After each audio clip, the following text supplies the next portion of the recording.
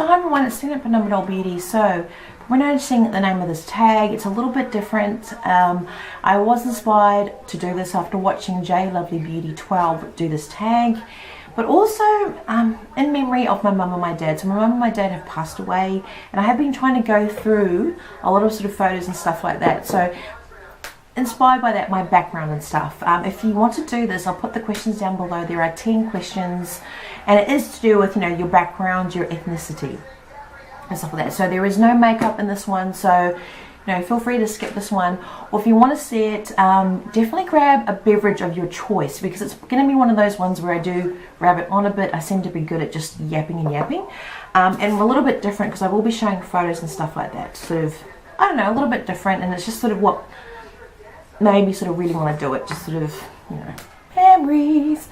But I have to say, you will hear sort of rustlings and rumblings in the background. You might have a little bit of background entertainment as what does happen when my family's here. So anyway, let's get to it. And the first question, if I can get into my phone. Number one, what are you mixed with? So I'm mixed with Māori, New Zealand Māori, from my dad's side. Here's my dad in his heyday. So you know, the brown eyes, the dark hair. I do highlight my hair now, but this was back in, before this was retro. This was the, you know, authentic 70s sort of kitchen, early 80s, and English or Waiti or Palangi Pākehā. It's English, my mum's side of the family. So you know, my mum's sort of parents' background is, you know, from England, Britain. They've got some Scottish and Irish, also quite mixed. It's quite a mixed one. So there's my grandparents, my mum's mum and dad. They were sort of staunch, hard farming folk. You know, the green, blue-eyed, grey-eyed, sort of white side of the family, which will become quite important when I'm sort of trying to explain it a little bit more. And my mum, green eyes or hazel eyes, Albany brown hair. This is my mum back when she had my brother. So she's quite young here actually. I don't know if you can see any sort of resemblance, I don't know. She had me when she was 42. I was a huge surprise, so again, bear that in mind. Number two, what ethnicity have you often been mistaken for? When I moved to Australia, I've been here about 14 years now in Australia. I moved to Melbourne first, and I, you know, had to work 2 to 3 jobs. I worked in a lot of retail, customer service, face-to-face jobs. But even before I would open my mouth, people would come up to me speaking in either Italian or Greek. And again, I guess it's because of my dark features. And I'd be going, whoa, whoa, whoa, whoa, whoa, whoa. And then of course I'd start speaking, and out would come my very strong, at the time, New Zealand accent. I have lost it, I admit. I used to get teased, or let you have no, I got teased relentlessly when I first moved here. Stuff like that. But I have lost it a lot, just because I've been speaking, you know, just, you know, Aussie English, I don't know what you want to call it, just from day to day sort of talking, I've sort of lost that side of things. So it's funny, when I go back to New Zealand, as I do on, you know, trips and stuff to the homeland, I break back into it. Anyway, that was a long answer. So that was number two. Went a little bit off topic there, but number three, is your hair curly or straight? Now, I mentioned I got the thickness from my mum, but my hair is actually straightened. I straighten it, and I think since I've had those keratin or the smoothing treatments, it's a lot less unruly. Like, it's naturally very wiry, very coarse from my dad's side, and very sort of wavy, almost curly. But that's cut a lot of that down, but it is still quite wavy when it's wet, and you know, yes. So number four, was coming from different backgrounds challenging growing up? If I answer this is primary school in New Zealand. Can you see where I am? Now, I do apologise if anyone does recognise themselves in here. I'm not trying to sort of, but this is primary, and there I am there.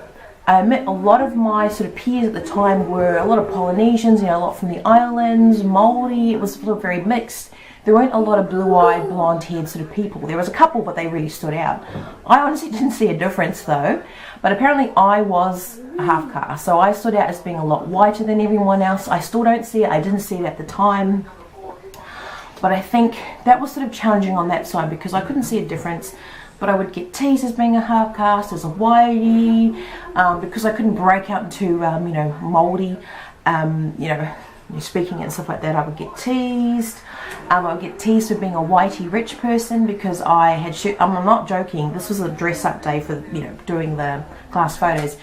I was teased because I had shoes on my feet, because my mum would make me lunch, and because my mum would drop me off. Generally, most of the time she dropped me off in the car, and I was literally the only second kid that had that happen. It's very common nowadays to do that. It wasn't then. Believe me, it was not. It was seen as you're a social outcast if you did that sort of stuff. But you know, I was classed as rich, and they for some reason would see that as being rich, white equaled rich for some reason at the time. And I didn't see it because I knew my mum struggled. She worked so hard, and so did my dad. And you know, I just saw how sort of what we didn't have. But you know, I guess a lot of people just saw that as being rich, like something like, you know, having food to eat every day, even though they would, you know, steal it off me. They would see that as being rich. But that was a struggle for me because I would get teased for being white and I didn't see it. But also, when we went out of zones, we went to another school. Don't have any photos.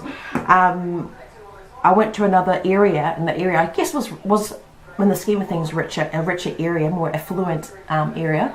And it was predominantly sort of whiter people. There were still a lot of Polynesians that I saw, but there were in Māoris a lot of sort of Asians, and that just wasn't a thing at the area that I came from. So there was a lot of sort of Asians people there, and a lot of cultures that I got to interact with. So I found it fascinating. I found it really interesting. But I did stand out as being dark, whereas at the other school I stood out for being white. When I went to this one, I was stood out for being dark, and it really confused me because I'm like, what? And I don't blame the teachers. It wasn't the students that saw me as any different, but it was the teachers, because they tried to make me go and hang out on the marae and do all this sort of stuff because they kept saying, oh, but you're New Zealand Māori, you hang out over here, you should do this, you don't mix with these people, you mix with these people. And I'm like, but I'm me, and you want me to go and mix with the people that saw me as different? And I'm like, huh? It really confused me, but I just wanted to be me, and I wanted to do all that in my own time and with my own family, in my own way. Yes? More. More strawberries? Hold on. Okay. I'm back, strawberries. But yeah, it was sort of, I didn't get it. Like, they were only trying, I understand the teachers only doing what they thought best for me. And I must admit, I know I'm going to go a little bit off sort of topic here, but when my parents, this is my mum, back in, oh gosh, I don't know, she would have been about 20-ish at the time, and there's my brother. And then my dad. Honestly, I don't have any photos of when he was younger, but it was quite a different world back then. My dad used to tell me stories about when he was growing up and going to work. Even when he was younger, going to work, he had to sit separately from his friends. There was some segregation back then, you know, blacks and whites and stuff, but not so much as back in his parents' day, where it was, I think, banned before the 1930s, speaking Māori. And it wasn't until about 1987 it was seen as an official language and stuff. There's a lot of things in the background and stuff like that. So, yeah, that my dad and his family and his parents and all that sort of went through. So, because it was challenging for him, we couldn't pass on a lot of that sort of stuff that maybe he wanted to. But I do want to make it a little bit different. Like, I want my son, me and my brother have made this thing that we'll go back to New Zealand, we'll show my son around the family marae, all that sort of stuff. And he knows a little bit of Māori now. I'm teaching him some Māori words and stuff like that. So, you know, I wanted to really embrace that side where maybe I didn't as much, because it's leading to the next question, because of just by default, you know, what was sort of going on at the time when I was a kid, what was common. Also, like I said, my dad, I think he associated a lot of pain with that sort of stuff. So maybe he didn't pass it on to me as much like that. I did ask him every now and then, but anyway, so that goes on to number 5. Which backgrounds do you embrace the most? By default, probably the English side of my mum's side of the family, because I hung out with her the most. We didn't really see much of my mum's side of the family though growing up, or my dad's side of the family, because he was very much a very immediate family person. He just wanted it to be us, and that was it. I didn't know my grandparents, I didn't have grandparents, stuff like that. My aunts and uncles were my mum's friends. They were my aunts and uncles. And it wasn't until I was older that I realised they weren't actually my blood relatives. Once I got older, I really wanted to get in touch more with my Māori side. So I did courses in Māori when I was at university, so I know a little bit, not a lot, so I can't break out in, sort of song, even though when I went to, because I was never ashamed of it, I always loved that side of my heritage. I was in cultural groups for a good couple of years, I did the poise, I know the poise, I really love that.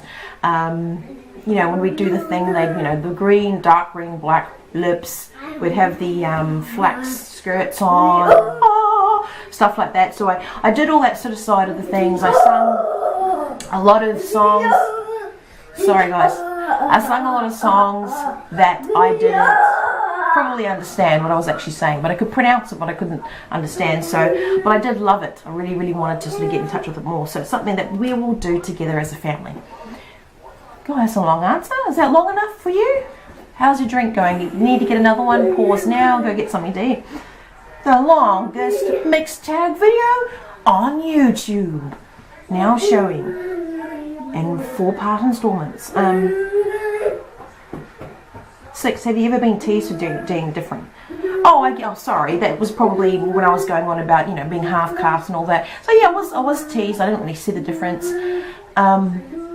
But also, did I experience any racism? I'm going to go a little bit more extreme from being teased, because all kids will tease someone about something. Like I've only had a couple instances of racism, nothing like what my dad would have gone through, but because my mum, my grandfather, apparently my mum's dad, called him a cannibal. Like he said, oh, you eat your own people, you're disgusting, oh, darky. He was not happy with my mum and my dad got together, not happy at all. They had to elope and they went through a lot of drama, like a lot of pain that I won't go into. But once I was going out with a guy that his mum, because they were very much white, I don't know, for some reason, I think she associated with, some people do, having the dark eyes and the dark hair or being Māori or whatever was something to do with being poor and not as good and stuff like that. And she didn't like that at all, that I was Māori and stuff. And I was probably a little bit browner than I am now, back in when I was about, how old was I? I don't know, 20s? 20 something? I don't know. Anyway, and I've also had instances at university where people didn't want to sit next to me because I was Māori, and I'm like, or darker. I don't get it. I never got it. Number 7, have you ever been ashamed of being multiracial? Never, never. Because I love it. I don't know, for some reason I think it's cool being mixed, because I get to see different sides of things. I don't know, that's always how I've been, because I never could see that I was, there was never anything wrong in my mind with it, because it would mean that I would be rejecting my background. I'd be sort of dissing my mum and my dad, and I just couldn't do that. So there's my mum and me when I was a kid. There goes that kitchen again. My son, and even my son, because he's sort of mixed too. But there, there's my mum and stuff like that. And it was just, I couldn't, how could I be ashamed of it? I found it fascinating, but it did stand out. One big standout thing that's still in my brain is when my mum passed away in 1995, I was 18. And like I said, a lot of my family, extended family, we didn't sort of hang out together. I didn't know them very well and stuff like that. And when my mum's side of the family came up from the South Island to the North Island, and a lot of my dad's side of the family up north and sort of spread out around the North Island, came to sort of meet us for the funeral, my mum's funeral. They sort of stood around there. My dad's side of the family was trying to do this sort of the Māori sort of farewell and stuff like that, and different things. It's sort of quite a bit different. And we had my white side of the family, I guess, my mum's brother, and sort of their side of the family, very much white, straight-laced sort of people. I remember them standing there, like, when the Maori sort of songs are going on, all this sort of stuff, and they're like, and I just remember my mum's brother getting up and going, well, this is really fascinating. Like, he got to see this other side of the family that he never really experienced. And stuff. Like, for me, I've been on the Mahai and all that sort of stuff, but he didn't see a lot of that. So he was just like, wow, like he didn't, it was a big thing for him, but it made me laugh. And then my dad's brother, who's very much more of a staunch Māori, he can speak it quite, fluently. He lives sort of near the family marae and all this sort of stuff, and he goes, to my dad, you're such an unorthodox Māori, because my dad's got his own thing. He's a bit off-centre. He's very much his own. was very much his own man, and just did his things differently. Like, he had his own way of philosophy of life and doing sort of things like that it took me many years to get my head around. But yeah, he was very much his own thing. Like, my uncle didn't get, my uncle just didn't get a lot of the stuff he did, but he did, you're unorthodox Māori. And then I've got my mum's brother, my other uncle, the whitey guy, like, they could not look any more different. Chalk and cheese, ebony, ivory sort of thing, you know, and they're just talking, and I was just like, oh, I do have almost two separate worlds that I'm involved in. It was quite interesting. So I've never found it uncool. I've always found it fascinating. So that's what I'm trying, long-winded sort of answer. God. Sorry guys. Have you finished your sandwich or whatever it is here? Yeah, so number 8. Do you feel that being mixed has its benefits? Yeah, that sort of comes on from that one, because I just found it fascinating learning about different sides, being able to embrace it. And you don't have to be a native, you don't have to have New Zealand Māori on your birth certificate to speak the language or to embrace it, or, you know, vice versa. But it's, I don't know, it's just, I just found it fascinating to sort of be in it and to be able to share it with my son. And the legends, how Maui fished up New Zealand and all that sort of stuff. I want to share with them all those sorts of legends and stuff. So benefits in that side, that I get to see it sort of firsthand, but also being over here in Australia, it's really in New Zealand, I didn't see much of the, you know, we have this big Australia versus New Zealand thing over here.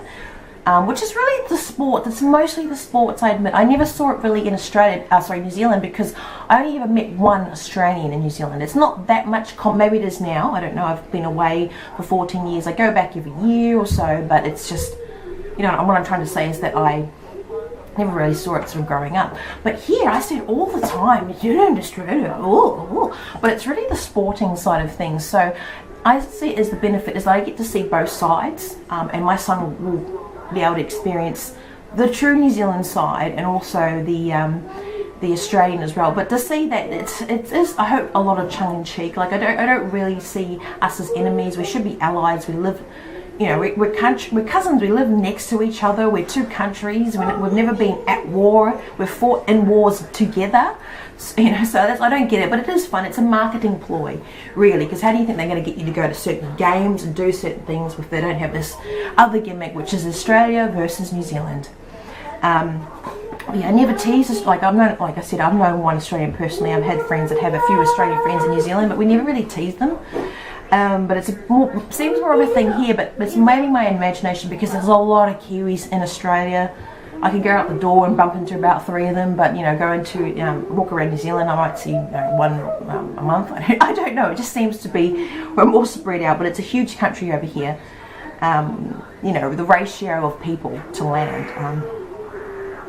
Oh, just the number of people. Hello, in Sydney alone, almost got the same population as in the whole of New Zealand. So, but so benefit, in fact, it's just great to see both sides. There are the cash benefits, or sort of, you know, not cash benefits, but there are schemes in New Zealand to try and equalise, not to make an actual, you know, better, but just try and equalise a lot of what has been done in the past. I think there's that sort of stuff, and there is New Zealand Māori law and all this other stuff, and that, you know, so there are schemes.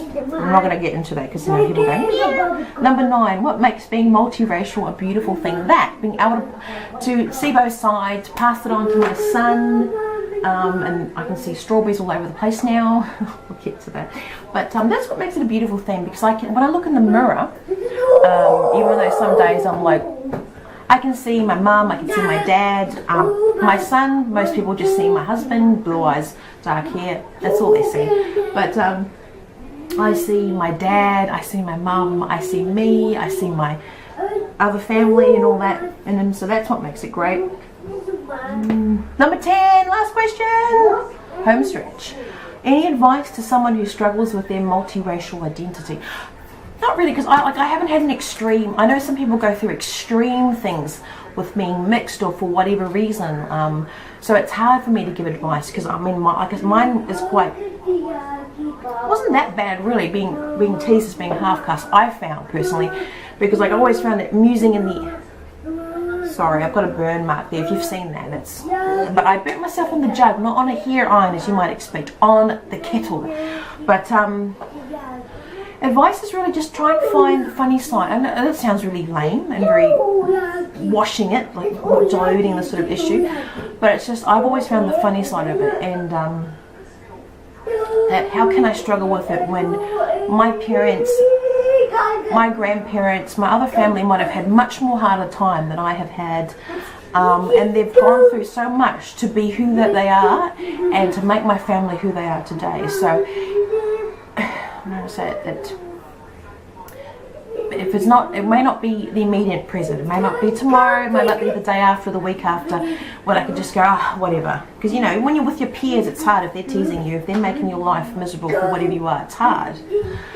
But at the end of the day, like a good, I don't know, it'll make me, it made me stronger, it made me accept who I am more, it made me prouder, it made me more of a defender in that. And one day, you know, your family may not be around. Like, I don't have my mum and my dad to ask certain stories and questions about. So even though it's hard, try and embrace it while you can. Whatever that you've got there, while you can, when you can. Try and enjoy what you can. Because sometimes when you go through something really hard, the good stuff, the good side, when you close that door, when you're reading a book, when you're writing a story, when you're watching your favourite program, when you're, I don't know, that's wonderful at that time, that moment there. And then try and look forward to that, try and look for those little moments when you're not being around some jerk that's teasing you. Maybe they're going through a hard time as well. Maybe that's what I normally see is like, why are they doing this to me? I always used to question, I don't know why I used to want to be a psychologist, but I used to question why are they teasing me? What's their problem? And I could see a lot of kids that would tease me were maybe jealous. They didn't have what they thought that I had, but I didn't have it. They saw me having my lunch as being some sort of big benefit, but to me that was pretty much all my mum and my dad worked for, was to give me that sandwich. You know, all that hard work was to be able to feed me, to give me clothes, to pay the mortgage, all that. Like, I didn't see all that side. Kids generally don't see that, you know, you're not supposed to at that time, but you know, I didn't see all that sort of stuff. So when I was eating it, and all they'd see was, you know, being jealous maybe for that, or just wishing that they could have that. And I had other kids that I found out later on that I think their parents split up, so they were just taking out their anger on me. And that was what they saw as a weak point, was me being white or whatever reason. So I'm not saying make excuses for what people do to you. That's not, you don't. That's not right. But it's just the fact that, why are they doing this to me? Why? But I didn't hang on to that. I just said, oh, I wonder why. Oh, maybe that's why. And I just shrugged it off. Like, I'd go home, I would sulk, I would feel sorry for myself, I think I was the end of the world. I had a lot of other things that were going on in my life. I had a really dark periods of years that I couldn't see light at the end of the tunnel. So now when I look back on it, I can easily shrug it off, but really I know at that point in time you can't see beyond that. It's very, very much hard to see beyond anything. And then when you're feeling sorry for yourself, it's hard to see anyone else's pain, because and then when you do, you're thinking, oh, why do they love me? Because I'm going through so much, you know, I'm so terrible, I'm useless, why me? I don't know. You know, and then it makes you even feel more down when you start to try and understand the other side of it. But you're not, you're just so locked in that moment. But it can get better, it will get better, it's challenging, but that just makes who you are you. I don't know, that's really lame, and that just... Okay guys, I'm just going to shut up because it's too much. Let you go enjoy your day. Maybe delete that that last bit. But thank you for watching it. If you've made it to the end of the video and see my lameness, there's me, there's my dad. That's what a joker that he was.